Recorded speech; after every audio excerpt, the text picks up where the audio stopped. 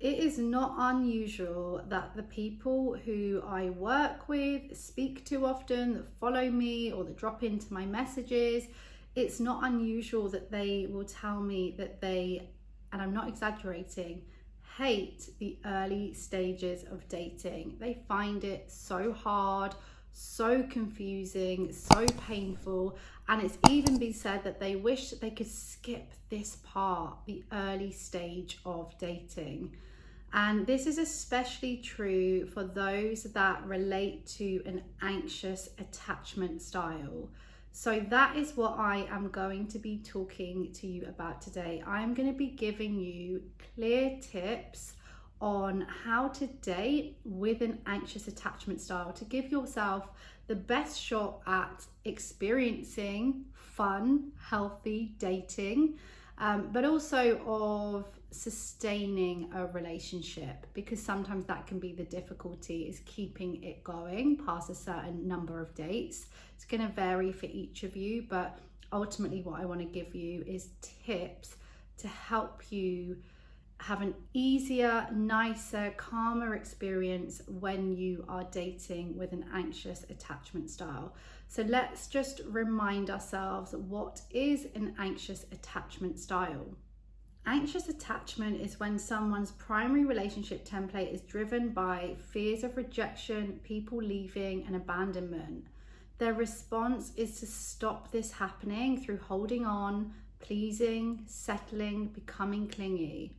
What I want to say here is that the thing about dating is that it is a confusing, ambiguous, anxiety-provoking time for anyone. It's two people coming together that don't know each other. And so I want to normalize that. I want to normalize the anxiety that does come with dating. But for those with an anxious attachment, it can be really excessive, all-consuming, get in the way of your happiness, get in the way of you enjoying the experience because of the overthinking, the checking your phone, the wondering what they're thinking. It can just become all consuming, completely take over to the point where you lose a sense of self. So that's why this is so important, because I want you to be able to enjoy your experience of dating and not be so afraid of it. The truth is, we can't deny it, that when it does come to dating, that the chances of things ending, they are high, right? Because it's just two people getting to know, do I want to spend my life with you? It's a big decision. So, and not everyone is a match.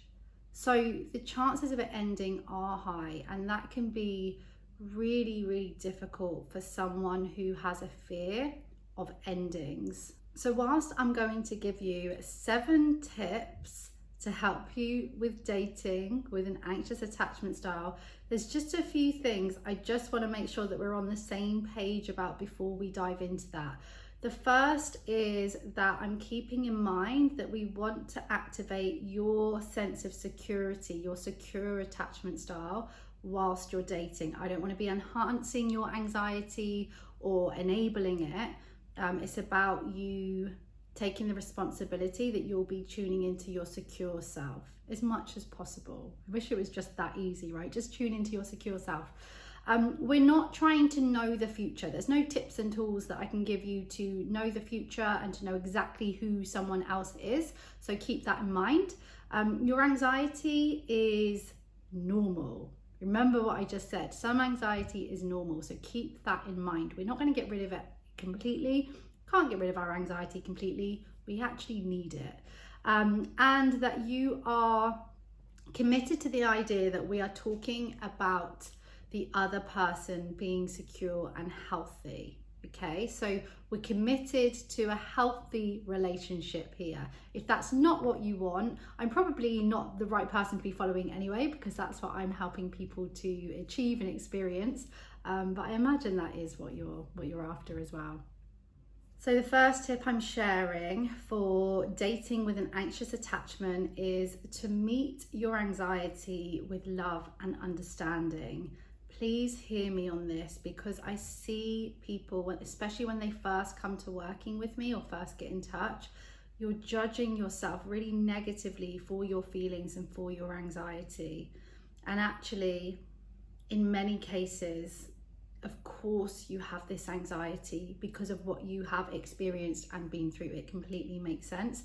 Even if you don't remember what that is, there will be a reason, and all the reasons are valid.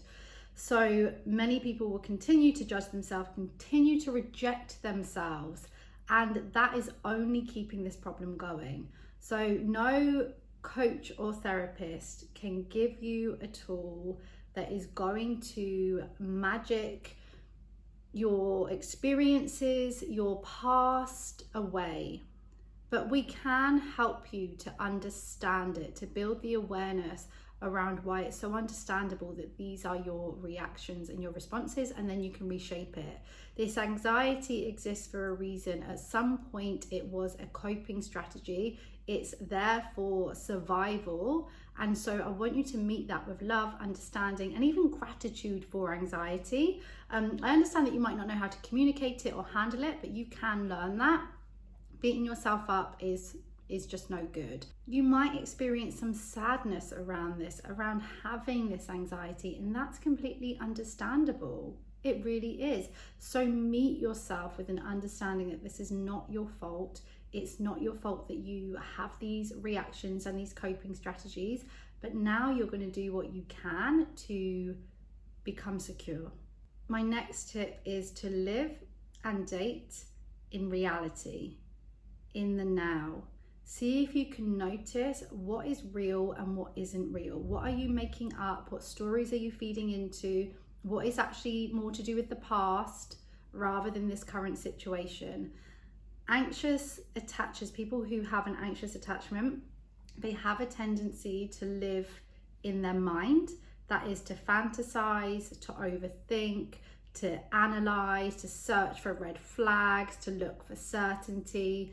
And before you know it, you've lost sight of what is really going on. And to give your relationships the best chance, you have to be living in the here and now and dealing with the person and the situation that is in front of you.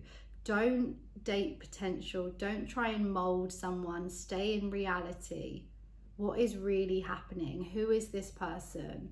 What are they giving you? What are they not giving you? Rather than make it up. If you need to help you not to make it up, ask questions and communicate, or take some time sometimes as well. Give it time sometimes to see, is this my anxiety or is this my intuition? Only time can tell sometimes, not that much time, but it's something to keep in mind. Next is to soak up the good and have fun, because this can be a time where that anxiety kicks in. You will filter out what is good here. You'll filter out the joy, you'll filter out the fun, because you'll be living in your head in the future or even in the past. You might miss that actually this is a nice experience. This can be a new experience. It's the chance to get to know someone, to go somewhere new. So enjoy it. Seek out what is going well, even just on one date, even if it doesn't go any further. Don't decide if you are seeing someone and you're dating sort of 2, 3, 4 times, don't decide that each time is going to be the last time. This is going to be the end. I'm not going to see them again, because that's just anticipating an ending. And you don't need to do that. You don't need to be doing that constantly. We don't know what the future holds. Even if it doesn't work out, it doesn't mean your thoughts were right. It simply means that this situation didn't work out and that there's a different situation for you to pursue. Next is to ground and connect with yourself as much as possible. Dating is a challenging time for those with an anxious attachment style, especially, and you might just find that you feel on edge sometimes for no good reason. Relationships will do that to people who have an anxiety around relationships. If this is one of your triggers, then it's no wonder that you might feel sort of out of sorts or lose that sense of self, dissociate from time to time. You know, that happens. So to make conscious choices to be connecting with yourself, back to your secure self, your adult self. And you can do that through just literally checking in each day. Tune into being more balanced, compassionate. You might have to really triple down on the tools that you have to tap into your secure self. You might have to triple down on looking after your anxiety compared to what you do when you're not dating. So hold yourself like you feel secure. Walk like you feel secure. Talk to yourself like you feel secure. Triple down on all of this. Ground yourself daily. Get yourself in the here and now. You're going to give yourself at least a better shot of managing your anxiety, of managing the triggers, and of stopping the spiraling thoughts from running out of control. Be excited for their plans.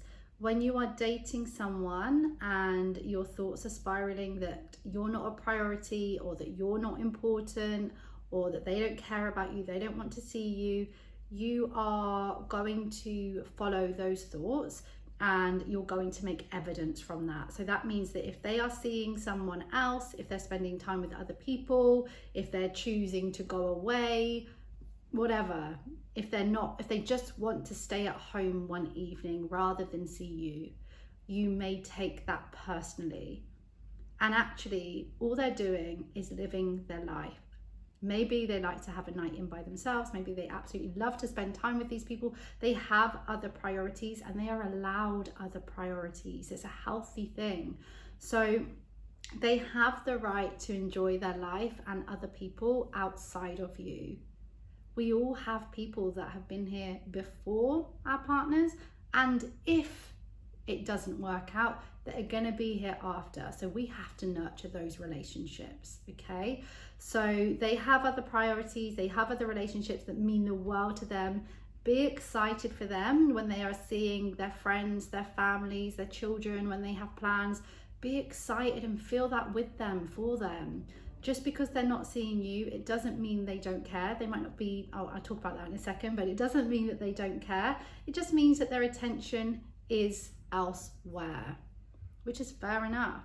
Leading me on to this one, don't expect them to think of you the same way.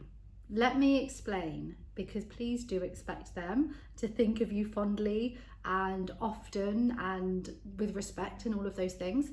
But we're talking about anxious attachment next to a secure attachment. If you want them to be secure, then you're going to have to accept that their thoughts are secure.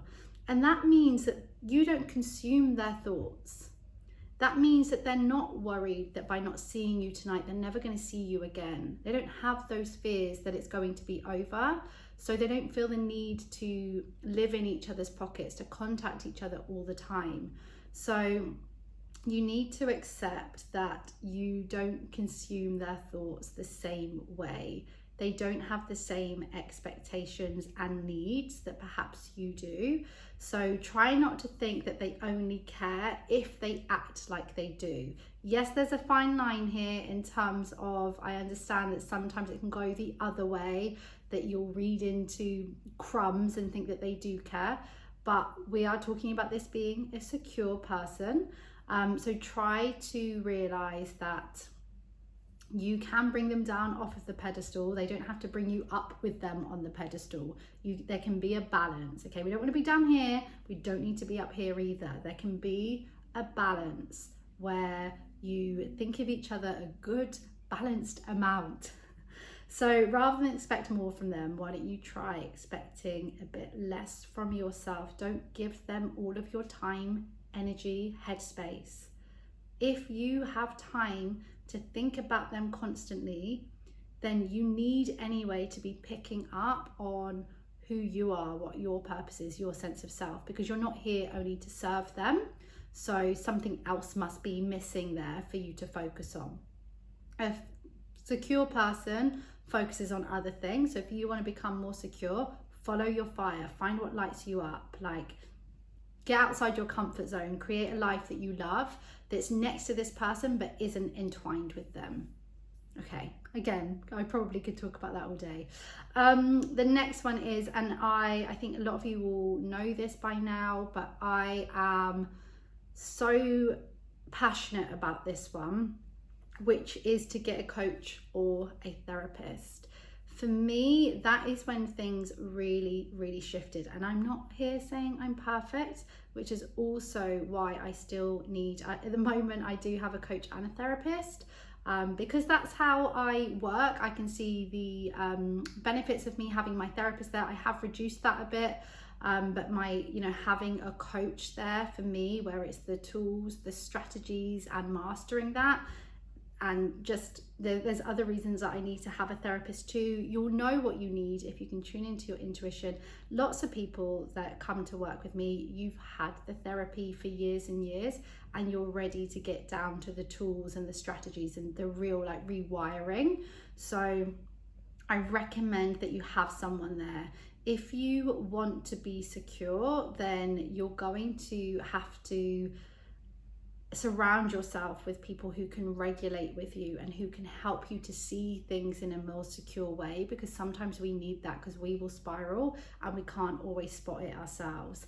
So I would really suggest that. And the other thing is that you get to go to a place and a safe space with yourself where you can figure out as well what is reality and what isn't reality, and a coach can help you to do that. It's not just about the skills and the tools, it's about helping you to see the bigger picture. And otherwise we take that to the person in some way energetically. We literally will start a fight with them or say something even though we haven't even got an idea of ourselves yet in this moment of how to communicate it. So I really, really do recommend having a coach or therapist to work through this with. It's great to have it there whilst you're dating as well, I can confirm that. Do let me know which of those tips speaks to you the most, because I can dive into one of them in more detail and create some content, a video on just one of those. So definitely let me know in the comments which ones you want me to talk more about, what your key takeaways were. But remember, in order to heal attachment wounds and cultivate your secure self, you need to have that support around you, whether it is from your coach or therapist or an understanding, compassionate friend. Surround yourself with people who are understanding, compassionate, and that lift you up, and you're going to give yourself the best chance, because you don't have to do this alone. It can feel really lonely, because with anxious attachment you can feel needy and too much and jealous and out of control and all of these things. And to have the support there and know that that's not who you are and you're not in this alone, it can be really, really powerful. Okay, so don't forget to check out a free call with me where we can discuss the best support options with you, including my membership, where you do get that community support. Or if you're looking for that one-to-one, more personal approach, then you can check out working with me on that one-to-one level as well. But subscribe, do all of the things with this video, and do not forget, you are enough, you are lovable, you are so, so worthy, and you are irreplaceable.